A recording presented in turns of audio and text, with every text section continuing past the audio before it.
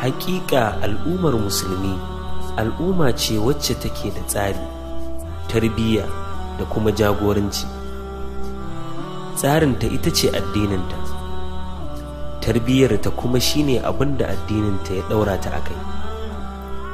Abinda ke mata jagora kuma ita ce koyarwar addini. Wannan shine al'ummar musulmi. Allah subhanahu wata'ala ya ba mu labari ta harshen annabi Muhammad sallallahu alaihi wasallam a cikin hadithin Irdad bin Sariya. Annabi sallallahu alaihi wasallam yana gaya wa sahabbai cewa duk wanda Allah ya yi wa tsawon rai a cikinku zai ga abubuwa na saɓani masu tarin yawa, sai dai kuma Allah bai yi musu tsawon rai ba. Amma kuma a halin yanzu muna ganin abubuwan saɓani masu tarin yawa, da wanda hankali zai iya ɗauka da wanda ma hankali ba zai iya ɗauka ba. Muna cikin halin da idan kaga kanka a raye to babu abin da ya kai wannan daɗi. Muna cikin halin da babu wani sauran jin daɗi. Masu kuɗi ba su da kwanciyar hankali, ballantana talakawa.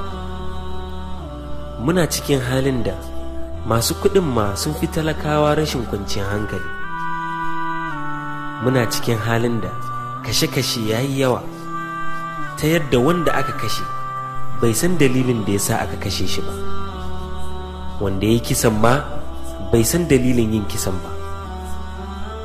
Muna cikin halin da fitina ya yi yawa a cikin dukiya, ta yadda kowa yana ganin cewa samun kwanciyar hankalinsa shine dukiya.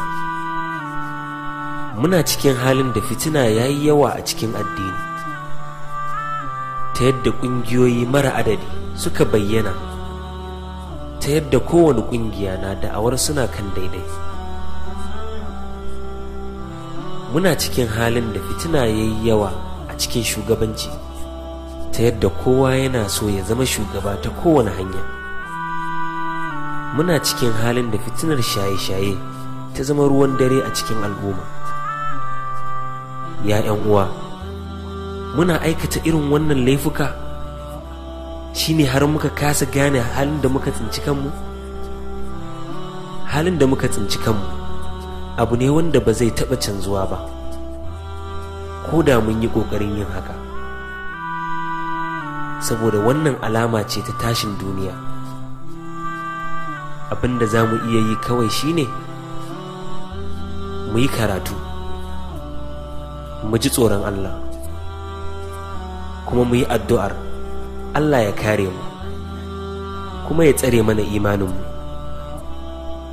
Dr. Wamba nake, ɗalibi ne ni, ba malami ba. And on the mix.